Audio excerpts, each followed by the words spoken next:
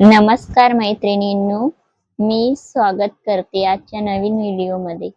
आज आपण ब्लाऊज वरून मापे कशी घ्यायची ते पाहणार आहोत. आपल्याला एक कोणताही ब्लाऊज घ्यायचे आहे माप घेण्यासाठी. मी एक जुना ब्लाऊज घेतलं आहे माप घेण्यासाठी. आता आपण ब्लाऊजचं माप कसं घ्यायचे ते ह्या व्हिडिओमध्ये आपण पाहणार आहोत. ब्लाऊजला असं व्यवस्थित ठेवायचे आहे आणि आपण पहिले ब्लाऊजची पूर्ण उंची मोजणार आहोत. असं शोल्डर पासून तर कमरेपर्यंत आपली उंची मोजायची आहे. माझी उंची आलेली आहे 14 इंच. तुमची जी उंची येत असेल ती तुम्ही लिहू शकता. मी फक्त माप कसं घ्यायचे ते सांगत आहे ह्या व्हिडिओमध्ये. असं ब्लाऊजला व्यवस्थित ठेवायचे आहे. आता आपण पुढच्या भागचा माप घेणार आहोत. आता आपली छातीचा माप घ्यायचे आहे. असं ब्लाऊजला पहिले व्यवस्थित ठेवायचे आहे. हुक असं लावून घ्यायचे आहे, नंतर माप घ्यायचे आहे. असं ब्लाऊजला खेचायचे नाही, असं व्यवस्थित माप घ्यायचे आहे. छातीचं माप आलेलं आहे 12.5 इंच. आणि आता आपल्याला गळा मोजायचे आहे. पुढचा गळा मोजताना केव्हाही इथून मोजायचे आहे. असं पुढचा गळा येत आहे 6 इंच. आणि ही पट्टी पण मोजून घ्यायची आहे. जर पट्टी मोठी झाली तर गळा लहान होऊ शकतो, म्हणून आपल्याला ही पट्टी मोजून घ्यायची असते. म्हणजे आपला गळा आपल्याला जेवढं हवं असतं तेवढं पूर्ण येऊन जातं. काही असं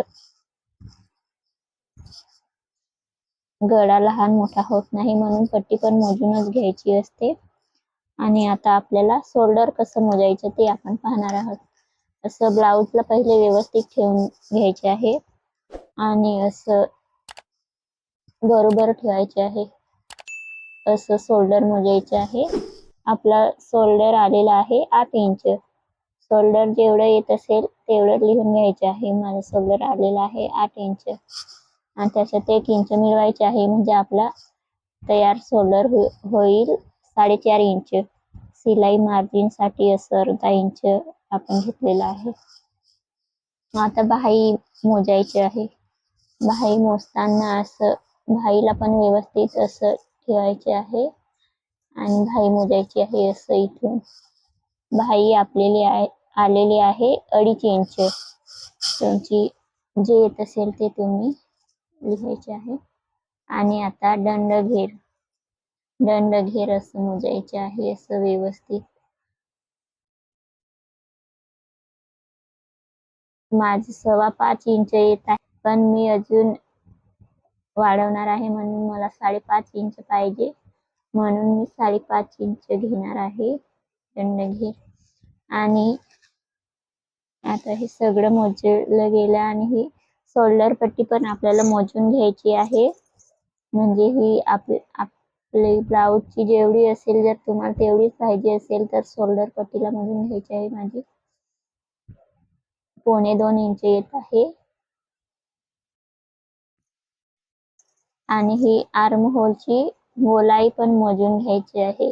ही गोलाई म्हणजे आपलं ब्लाऊजचं माप हे परफेक्ट येणार आहे, जर ही गोलाई पण मोजून घेतली तर. आणि जर नाही मोजली तर माप पण चुकू शकतो, म्हणून असं आर्म होलची गोलाई ही मोजूनच घ्यायची, म्हणजे आपला ब्लाऊज परफेक्ट बसायला पाहिजे. आर्म होलची गोलाई आली आहे 6.5 इंच. आणि आपलं आर्म होल आहे 5.5 इंच. अजून आता आपण मागचा गळा मोजणार आहेत. मागचा गळा पण मोजताना असं व्यवस्थित मोजायचे आहे. मागचा गळा आलेला आहे 10.5 इंच. आणि अजून असं पण तुम्ही मोजू शकता. असं अजून मोजलं तर आपला गळा हा जसंच्या तसंच येणार आहे. आपल्याला जेवढं पाहिजे तेवढंच, कारण की आपल्याला पट्टी जर एवढीच हवी असेल तर ही गळ्याची पट्टी पण मोजून घ्यायची आहे, मग गळा आपला बरोबर येऊन जाईल. आता आपल्याला कमरेचे माप घ्यायचे आहे. हे हुक काढून घ्यायचे आहेत आणि असं ब्लाउजला व्यवस्थित ठेवायचे आहे आणि असं व्यवस्थित मोजायचे आहे असं.